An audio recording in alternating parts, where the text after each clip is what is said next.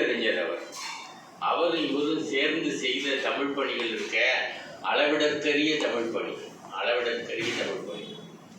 இப்படிப்பட்ட ஒரு நல்ல மனிதரை நான் வாழ்த்த வேண்டும் என்று நீங்க வந்திருக்கிறீங்களே, உங்களை நாங்கள் வாழ்த்தணும். இவரை வாழ்த்துறதை விட உங்களை தான் நாங்கள் வாழ்த்தணும். ஏன்னா இவரை நாங்கள் வாழ்த்தி வாழ்த்தி பழக்கப்பட்டுட்டோம். ஒரு சாதாரண மனிதர் இல்லைன்னு நான் சொல்லிட்டேன்.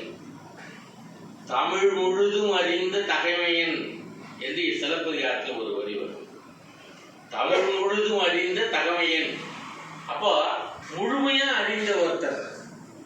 இன்னைக்கு இருக்கிற பிள்ளைகள்லாம், இன்னைக்கு இருக்கிற கவிஞர்கள்லாம், தன்னை பெரியவன் என்று சொல்லக்கூடிய கவிஞர்கள் எல்லாம் தமிழை படிக்காமலேயே, நான் கேட்குறேன், போகிற இடங்கள்லாம் கவிஞர்களில் போய் பார்க்குறேன், இவ்வளோ பெரிய பேர் போட்டுக்கிறீங்களேயா, இவ்வளோ பட்டம் போட்டுக்கிறீங்களே, பாரதிதாசனை படிச்சிருக்கீங்களா, நாமக்கல் கவிஞரை படிச்சிருக்கீங்களா, பாரதியாரை படிச்சிருக்கீங்களா, இதான் உங்களுக்கு தெரியுமா? இது சாதாரண இப்போ இருக்கிற கவிஞர்கள். நான் சங்க இலக்கியத்தை படிச்சிருக்கீங்களான்னு கேட்கல, சிலப்பதிகாரத்தை படிச்சிருக்கீங்களான்னு கேட்கல. சாதாரண இங்கே இருக்கிற நமக்கு எல்லாருக்கும் புரியக்கூடிய கவிதைகளை நீங்கள் படிச்சிருக்கீங்களான்னா கிடையாது. நாட்டுப்புற இலக்கியத்தை படிச்சிருக்கியாப்பான்னு கூட கேட்டு பார்த்துட்டேன். இருக்கிறதுலேயே நாட்டுப்புற இலக்கியத்துல தான் அவ்வளவு ஆற்றல் இருக்கு, அவ்வளவு ஆழம் இருக்கு, அவ்வளவு செய்திகள் அதில் குவிஞ்சு கிடக்கு. உருவாக்கிய பெருமனிதர் கவிஞர்களை போற்றி சரியான கவிதை எழுதுவதற்கு துணை நின்றவர் அவர். அப்படி கவிதை சரியாக எழுதினவர்களுக்கெல்லாம் பரிசுகளை வழங்கி பாராட்டியவர் அந்த பெருமனிதர். என்னென்ன வகையான கவிதையில என்னென்ன வகையான இலக்கண வகை இருக்கோ அத்தனை இலக்கிய வகைகளையும் சுட்டிக்காட்டி எழுத வைத்த பெருமனிதர் அந்த மனிதர். இப்படிப்பட்ட இந்த மனிதரை நீங்கள் எல்லோரும் அவருடைய இல்லத்திற்கு வந்து வாழ்த்தி சிறப்பித்ததற்கு நாங்கள் ஐயா ஈப்பா நடராஜன் அவர்களுடைய சார்பில் உங்களை எல்லோரையும் வாழ்த்தி வணங்கி மகிழ்கிறேன். நன்றி, வணக்கம்.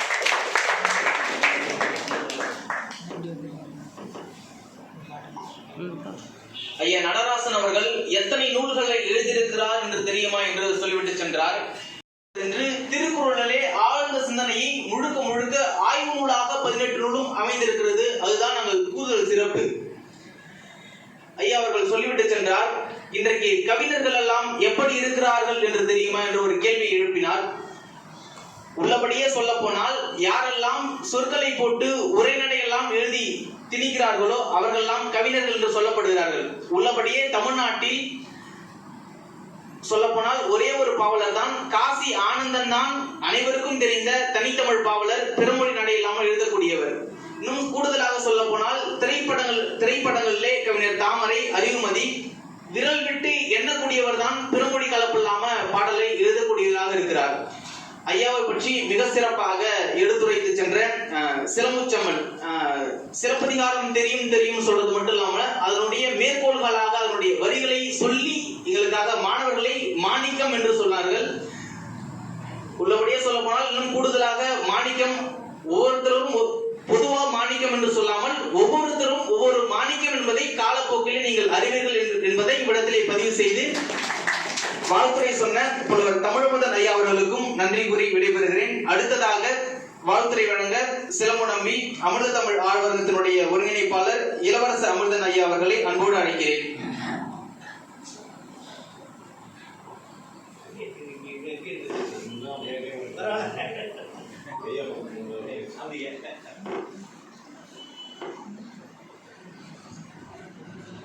இங்கு பேரறிஞர் ஈப்பா நடராஜன் அவர்களை பற்றி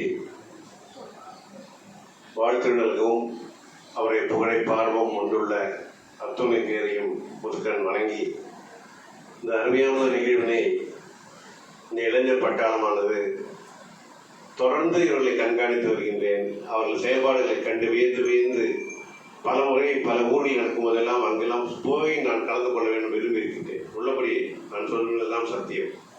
ஏனென்றால் எனக்கும் தங்க காமராஜையாவுக்கும் அதிக தொடர்பு உண்டு. பேசுகின்றோமோ இல்லையோ அவர் ஒவ்வொரு முறையும் அவர் பணிகளை எல்லாம் உங்களது பணிகள் எல்லாம் எனக்கு தெரிவித்துக் கொண்டே இருப்பார். தொடர்ந்து பதிலும் அளித்து வருவேன். நாங்கள் பேசாமல் எங்களது புராணத்தில் நாங்கள் பேசிக்கொண்டே இருப்போம். அப்படி ஒரு வழக்கம் எங்களுக்கு. இப்படி ஒரு அமைப்பானது ஒரு சீரிய முறையில் செயல்படுவதை மறுபடியும் மீண்டும் ஒரு முறை சில ஆண்டுகளுக்கு பிறகு நான் காண்கின்ற பொழுது உள்ளபடியே மிகவும் மனமகிழ்ச்சி அடைகின்றேன். திவாகரன் அவர்கள், அவரை தொடர்ந்து நேரு அவர்கள் ஒரு தொகுப்புரையிலே கூட இத்தனை ஒரு சிறப்பினை காண முடியும். பேசியதை தொடர்ந்து அவர் சொல்ல வார்த்தைகள், அந்த மாணிக்கத்தை கூட மாணிக்கங்கள் என்று சொல்லாமல் மாணிக்கம் என்று சொல்றை சொன்னால் உணர்ந்து அதனை தெரிவித்து அந்த வழக்கமானது. இதற்கெல்லாம் ஒரு இயக்குனர் உண்டு. திரைப்படத்தில் அந்த காலத்திலே கே பாலச்சந்திரன் சொல்வார். அதுபோல ஒரு தனி முத்திரை பதிக்கின்ற எங்கள் ஐயா அவர்கள் உங்களுக்கு ஒரு ஒளியாக, ஒரு சூரியனை போல ஒளி வீசுவதால் உங்களுக்கெல்லாம் அந்த பிரகாசமான பட்டு தெரிக்கிறது நினைக்கின்றேன். அந்த வழி அந்த வகையிலே உங்களுக்கெல்லாம் ஒரு கிடைக்கின்ற வாய்ப்பு. இது போல மாணவிகள் 5 மணிக்கு மேலே தங்களது அறைக்கு சென்று தங்கிட வேண்டும். நானே கூட மாநில கல்லூரியிலே ஆசிரியர் விழாவுக்கு சென்றிருந்தேன். அந்த மாநில கல்லூரியிலே 7:30 மணி வரைக்கும் நிகழ்ச்சி நடந்து கொண்டே இருந்தது. 8 மணிகள் இருந்து விட்டு வெளியே சென்று மாநில காண்கின்ற போது மிக ஆச்சரியமாக இருந்தது. படிக்க வந்த மாணவர்கள் ஒரு விழாவிலும் கலந்து கொண்டு செல்வது என்றால் தமிழை விரும்புகின்றார்கள், உணர்கின்றார்கள் அர்த்தம். பொதுவாக பேராசிரியர்கள் எல்லாம் எனக்கு நிறைய பழக்கம் உண்டு. எங்கள் ஆய்வகத்தில் பலரும் உறுப்பினராக இருக்கிறார்கள். அவரெல்லாம் கற்றலும் கற்பித்தலும் என்பதை தவிர அவர்களுக்கு அதிகப்படியாக போக மாட்டார்கள். நேரம் கிடைக்கும் போது இந்த எந்த வகுப்பு எடுக்க வேண்டுமோ அதை பற்றி உணர்ந்து படித்து தெரிந்து கொண்டு மாணவர்களிடம் அதை சேர்ப்பிப்பது கடமை. அதே நாளில் எங்கள் ஆய்வரங்கத்தை பல்லாண்டுகளாக நிர்வகித்து வருகின்ற அறிஞர் பெருமக்கள் என்று சொல்ல வேண்டும். அவர்கள் எல்லாம் பள்ளி ஆசிரியராக திகழ்ந்து தனிப்பெரும் சிறப்பை உயர்ந்து பேராசிரியரை காட்டிலும் அதிகப்படியான ஒரு உணர்வை பண்ணுவதாக திகழ்ந்தார்கள். அதுக்கு உதாரணமாக நேற்றை கூட நாங்கள் எங்களது ஆண்டு விழாவில் பேசிக் கொண்டிருந்தேன். ஐயா இளங்குமனார் அவர்கள், மதுரை இளங்குமனார் கேள்விப்பட்டிருக்கிறேன். அதுபோல எங்கள் ஐயா சிறம்பு செல்லப்பனார் அவர்கள் கணித ஆசிரியர். எங்கள் ஐயா புலவர், அவரும் கணிதம், ஆங்கிலம், தமிழ் என்று மொத்தம் 3 விதமான வகுப்புகளை எடுத்தவர். இவர்கள் எல்லாம் அதிக ஆர்வத்தால் இந்த அவர் உணர்ச்சி பூர்வமாக பேசியது காரணம் அத்தனை உண்மை.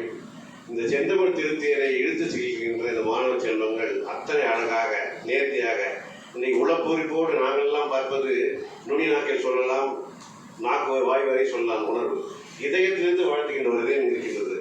அது புனித இதயம் என்று நேற்றைக்குத்தான் நான் சென்றிருந்த உலகத்திலேயே மிக உயரமான ஒரு கோயிலுக்கு சென்றேன். முருகன் கோயில் சென்றிருந்தேன். சேலத்தை அடுத்துள்ள முத்தமலை முருகன் என்று 146 உயரம். எனக்கு அங்கே அந்த கோவிலுக்கும் எனக்கு தொடர்பு கிடையாது. என் மனைவி என்னோடு வந்திருந்தார்.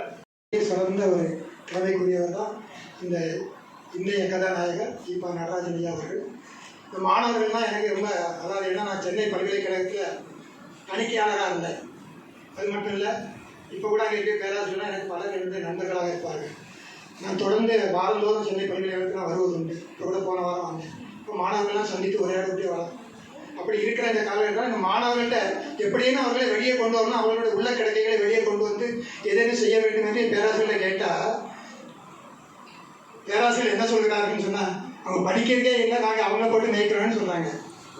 பேராசிரியர்கள் சொல்கிறாங்க, உங்கள் பேராசிரியர்கள். நான் பேர் சொல்லிடுவேன், அவங்களுக்கு அந்த பேர் இப்போ தெரிய வேண்டாம். அது இல்லை, மாணவர்கள் ஒவ்வொருவரும் ஒரு மாணிக்கம், ஒவ்வொன்றும் ஒரு தனித்தனி மாணிக்கம். இந்த மாணிக்கத்திலேருந்து ஒளியை தான் பெறணுமே தவிர அது வேறு வகையில் பயன்படுத்தக்கூடாது. அந்த ஒளியை எப்படிலாம் பயன்படுத்த முடியுமோ அதாவது இந்த அருமை நண்பர் தங்கை காமராஜ் இன்னைக்கு நேற்று இல்லை, ஒரு 30 ஆண்டுகளுக்கு முன்பாக நாங்களாம் நண்பர்கள். ஒரே கவியரங்கங்களில் மேடைகளில் பேசுறது, பட்டிமன்றம், கவியரங்கம் அப்படிலாம் வந்து மறக்க முடியுமான்னு அகில உலக தமிழ் அறிஞர்கள்லாம் ஒன்றுபடுத்தி மறக்க முடியுமா அப்படின்னு ஒரு 4 தொகுதிகள் வெளியிட்டார். இப்போ கூட அந்த இதெல்லாம் நாங்கள் நினைச்சு பார்க்குறோம். இன்னைக்கு அவர் தான் முதல்ல எனக்கு தெரிஞ்சு அகரமதில் தெரிந்த அவர் இயக்குனராக இருக்கிற பொழுது தான் அகராதி விழா முதல்ல பெரிய விழாவை எத்திராஜ் கல்லூரியில் எடுத்து எங்களெல்லாம் வரவழைக்க மிகப்பெரிய விழா எடுத்தவர் அவர் தான். அகராதி விழா அப்படின்னு சொல்லி வீரமாமுனிவரை கொண்டாடுகின்ற வகையில் அகராதி விழா எடுத்து சிறப்பு சேர்த்தவர் தான் இதே தங்க காமராஜ் அவர்கள். நாங்கள் ஒரு பக்கத்து பக்கத்து வீடுகளில் குடியிருந்தவங்க. இப்போ அவர் வடகோடி போயிட்டார், நாங்கள் தென்கோடியில் இருக்கோம். இந்த மாதிரி சிறப்புக்குரியவர். இங்கே ஈபா நடராஜன் ஐயாவை சொல்லணும்னு சொன்னால் அவரை மாதிரி இங்கே பன்மொழி புலவர் அப்படின்னு ஒருத்தர் கேள்விப்பட்டிருப்பீங்க இல்லையா? பன்மொழி புலவர் யாரு? அப்பாத்துறையார். இவர் பன்மலர் புலவர்.